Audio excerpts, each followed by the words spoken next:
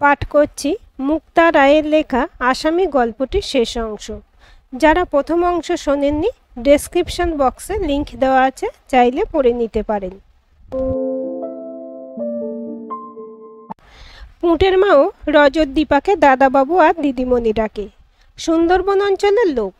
পুঁটের বাবা গেছে বাঘের পেটে। তারপর অসহায় গরিব বিধবাকে শরণ দিয়েছিলেন দীপার বাবা শ্রদ্ধানন্দবাবু। কাজে গিয়েছিলেন বকখালি, সেখানেই পরিচয় পুঁটের মায়ের সাথে, যাকে পেটের দায়ে নরক থেকে তিনিই উদ্ধার করেন। পুঁটে তখন বছর তিনেকের। উনি তোমার বাড়ির খোঁজ করছিলেন মিঠুদা। তোমার ভালো নামটা তো সবাই জানে না। ব্রহ্মজেঠু বললেন রজত নামটা তোমারই, তাই ভালো করেছিস তপন। উনি আমার বিশিষ্ট বন্ধু। বৃষ্টি নেমে শীতটা বাড়িয়ে দিয়েছে। তুইও উঠে আয়, ভিজে গেছিস, চাটা খা। না, আজ থাক, কাল তো মিটিং আছেই, তখন কথা হবে। লণ্ঠন হাতে নিয়ে বারান্দায় বেরিয়ে রজত অবাক হয়ে গিয়েছিল। জেলার পলাশ ব্যানার্জি লাজুক হাসছেন, ভিজে একদম জবজবে, হাতে একটা ব্যাগ। তপনটা ওনাকে পৌঁছে দিয়েই পালালো। আসুন আসুন স্যার, একদম ভিজে গেছেন দেখছি, ঠান্ডা লেগে যাবে। এদিকে এক বন্ধুর বাড়ি এসেছিলাম, ওর ভাইয়ের বউ ভাত এমন ধরেছিল, না করতে পারিনি। তাও বিয়েটা অ্যাটেন্ড করতে পারিনি বলে রাগ করলো খানিক। পরশু গেছে বউ ভাত, আজ বহু কষ্টে ছাড়া পেলাম। প্রমিস করতে হলো পরিবার নিয়ে আসার।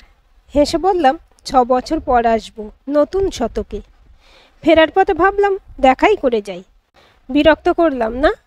বাস থেকে নামতে না নামতে বৃষ্টি শুরু হলো। কি যে বলেন স্যার আপনি, আমার মতো একজন সাধারণ নগণ্য আসামির বাড়িতে আপনি এসেছেন, আমার পরম সৌভাগ্য। সঙ্গে সঙ্গে রজত নিজে শুরু করলো মিস্টার ব্যানার্জির পরিচর্যা। শুকনো গরম কাপড় পরে কফি নিয়ে এসে বসলেন জেলার সাহেব। হট ওয়াটার ব্যাগ আর গরম চাদর নিয়ে এলো রজত। এটা গায়ে দিয়ে হট ওয়াটার ব্যাগটা নিন, যা ঠান্ডা লেগেছে আপনার। রজতের কথা মতোই কাজ করলেন মিস্টার ব্যানার্জি। সারদা একরাশ মিষ্টি নিয়ে এলো। এত মিষ্টি! আজ আমার দাদার জন্মদিন। অনেক বছর পর দাদার জন্মদিন পালন করা হচ্ছে। এতদিন আমি আর বৌদি মিলে গিয়ে দাদার নামে খালি পুজো দিয়ে আসতাম। ওনাকে প্রণাম করো সারদা। সারদা দুজনকেই প্রণাম করে। এই তোমার বোন? সারদা চলে যায়। তুমি যে বলেছিলে তোমার শুধু একজন দিদি আছেন। দিদি তো আছেই, বোনও আছে। কোথায় যেন একটা রহস্যের গন্ধ পাচ্ছেন মিস্টার ব্যানার্জি। খাওয়া দাওয়া ভালোই হলো। ভালো লাগছিল বাড়ির মানুষগুলোকে। মনে হচ্ছিল সত্যিকারের মানুষ দেখলেন। কি মনের জোর দীপা মেয়েটির। রেপ কেসে বন্দি ছেলেকে অনায়াসে স্বামিত্বে বরণ করেছে। ওর কাছেই সত্যটা জানার চেষ্টা করতে হবে। জায়গাটাও ভালো লাগছিল মিস্টার ব্যানার্জির। খোলামেলা প্রকৃতির একদম কাছাকাছি। দূর পাহাড়ি রুক্ষ লাল মাটি, শাল পিয়াল মহুয়ার জঙ্গল, দূরে দূরে আদিবাসী গ্রাম।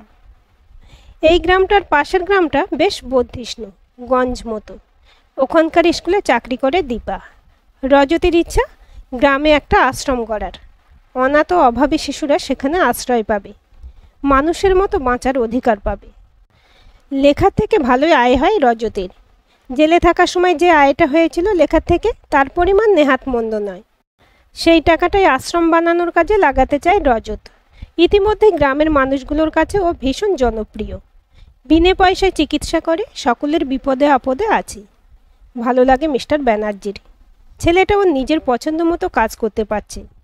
কিন্তু প্রশ্নটা মনের মধ্যে খচখচ করছে। সকালবেলা দীপা বাড়ির বাগান থেকে তরকারি তুলছিল। সে আর রজত মিলে সবজির বাগানটা করেছে। দুজনেই তারা গ্রামের মানুষ, তাই প্রকৃতির মাঝে নিজেদের মেলে ধরছে। আবার যন্ত্রণাবিদ্ধ মনে শান্তি ফিরেছে। শীতের ভরা বাগান দেখতে দারুণ লাগছে কলকাতার মানুষ মিস্টার ব্যানার্জির। ওই ভরা বাগানের সৌন্দর্য যেন মেয়েটির শরীরে পূর্ণতা পেয়েছে। গর্ভবতী, পরিতৃপ্তি, সন্তুষ্টি ও চোখে মুখে। আর একজন গেছে মাঠে। আজকাল চাষবাসে ধ্যান জ্ঞান।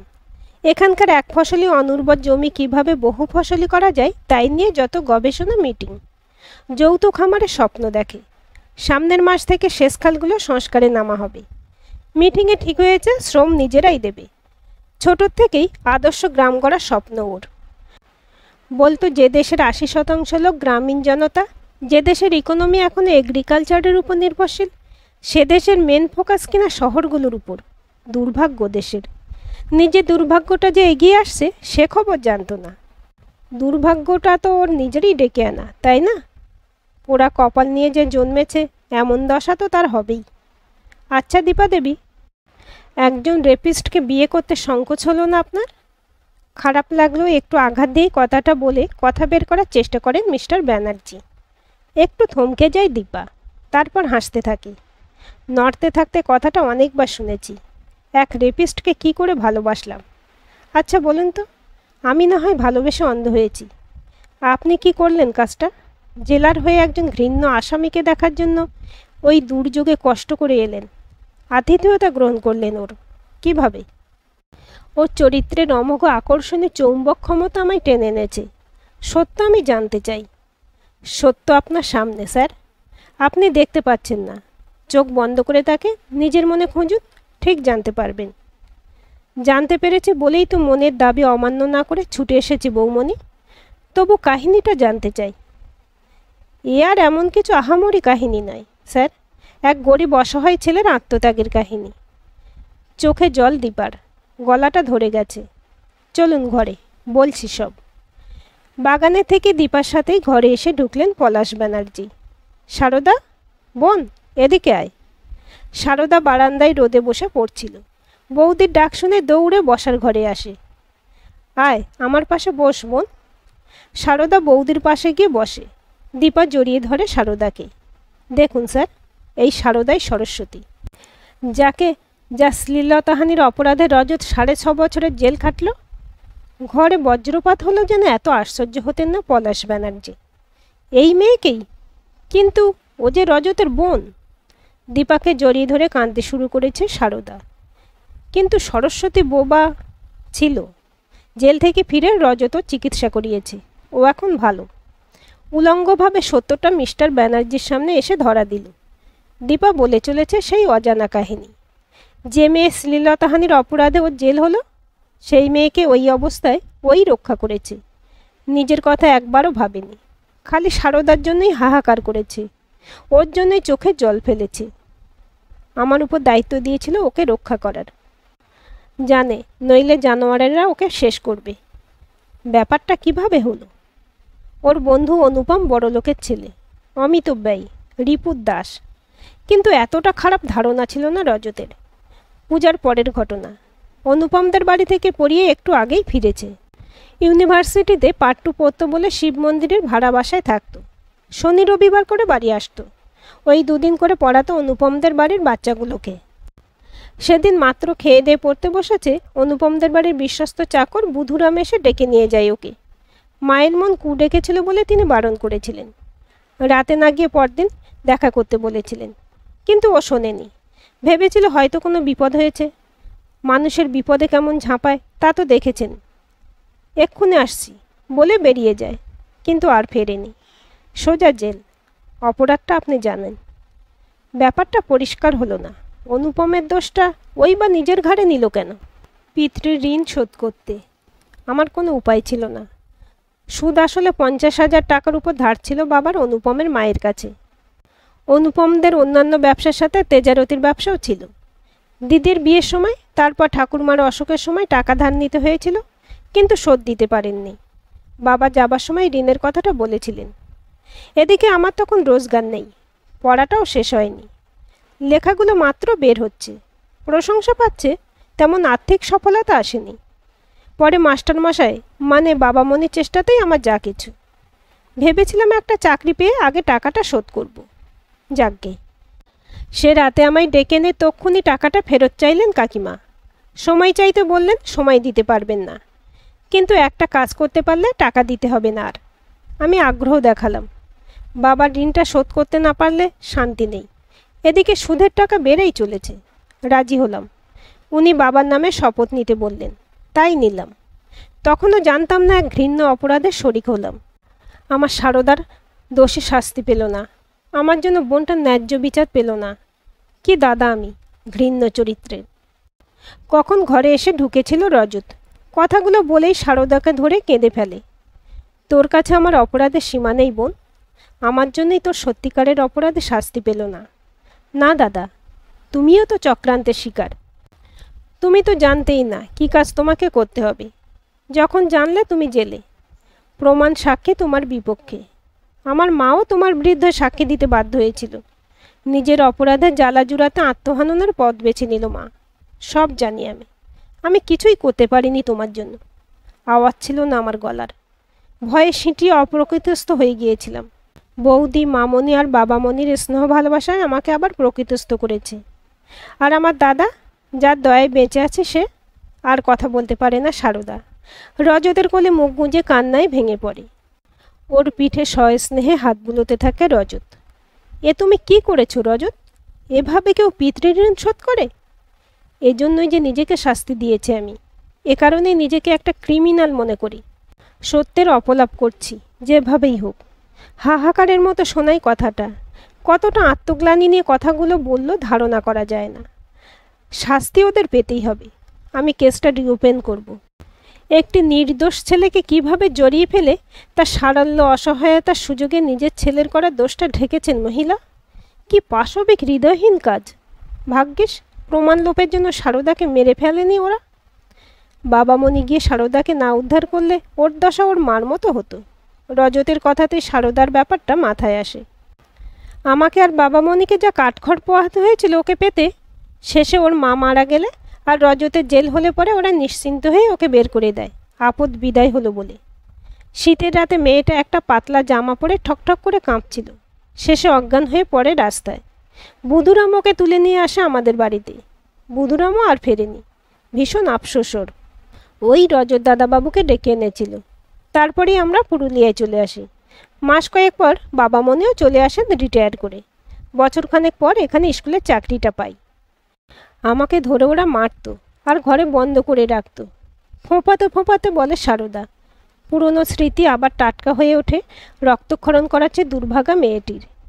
মিস্টার ব্যানার্জি জানেন মেয়েটা হাসপাতালে ছিল, স্টিচ পড়েছিল। কণ্ঠরোধের চেষ্টা হয়েছিল, যার ফল আওয়াজ চলে যাওয়া। কি নির্মম! আইনের চোখে ধুলো দিয়ে সেই ভক্ষকেরাই আবার ওর মেকি রক্ষক সেজে পাশবিক শারীরিক মানসিক নির্যাতন চালিয়েছে বাচ্চা মেয়েটির উপর। রজত ঠিকই বলেছে, কখনই ভক্ষককে রক্ষকের পদে বহাল রাখা উচিত নয়। ভক্ষকের সাথে বিয়ে দেওয়া মানে নিরপরাধ মেয়েটিকে মৃত্যুদণ্ড দেওয়া। তিলে তিলে মৃত্যু। ফিরেই ওদের শাস্তির ব্যবস্থা করব। কঠোর কঠিন গলা মিস্টার ব্যানার্জির, উত্তেজিত। মহিলাকে শাস্তিটা সেই লোকটাই দিয়েছেন যার চোখে ফাঁকি দেওয়া যায় না। নিস্পৃহ গলা দীপার। আশ্চর্য চোখে তাকান মিস্টার ব্যানার্জি। ব্যবসায় দারুণভাবে ক্ষতি হয়েছে। বাড়িতে ডাকাতি টাকাতি হয়েছিল শুনেছি। শেষে একমাত্র ছেলে, যাকে শখ করে এক ডানাকাটা পরীর সাথে বিয়ে দিয়েছিলেন ছেলের কুঅভ্যাস ছাড়াতে, সে অ্যাক্সিডেন্টে পঙ্গু হয়ে গেলে মহিলা মানসিক ভারসাম্য হারান।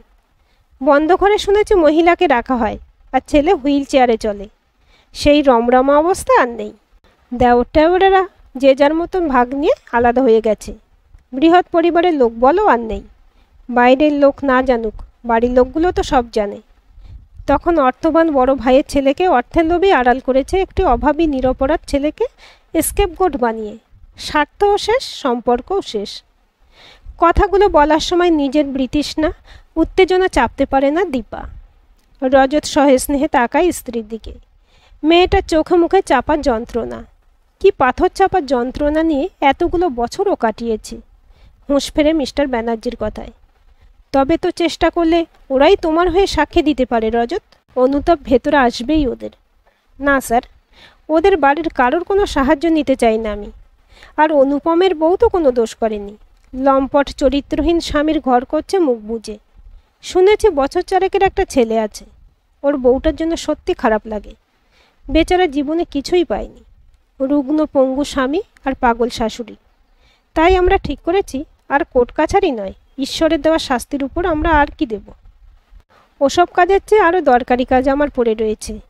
ভগবানের কাছে একটাই প্রার্থনা, অনুপমের ছেলেটা যেন আর একটা অনুপম তৈরি না হয়। দৃঢ় অথচ শান্ত গলায় কথাগুলো বলে রজত। ছেলেটার মহানুভবতায় মনে মনে চমৎকৃত হন জেলার সাহেব। কি অনায়াসেই না ক্ষমা করেছে ওর সবচেয়ে বড় অপরাধীকে। তা বলে নিজের মাথায় লাগা কলঙ্কের দাগ? ওর জন্য ভাবি না স্যার। যেদিন বোনটাকে ও নিজের পায়ে দাঁড় করাতে পারবো আর উপযুক্ত সৎপাত্রে দিতে পারবো, ভাববো আমার গায়ে লাগা দাগটা গেল, বাকি রইল আমার মান ইজ্জত, এর পরোয়া করি না। এক আলোকিত মন নিয়ে ফিরে এলেন জেলার মিস্টার ব্যানার্জি। ভাগ্যিস ছেলেটাকে সময়ই চিনতে পেরেছিলেন। ওকে আজ তার ছোট ভাই ভাবতে, বন্ধু ভাবতে গর্ব হচ্ছে। এত শ্রদ্ধা সমসাময়িক আর কাউকে তিনি করতে পারেননি। তোমার নিষ্কলঙ্ক চরিত্রের কেউ কখনো কলঙ্কের কালি পড়াতে পারবে না।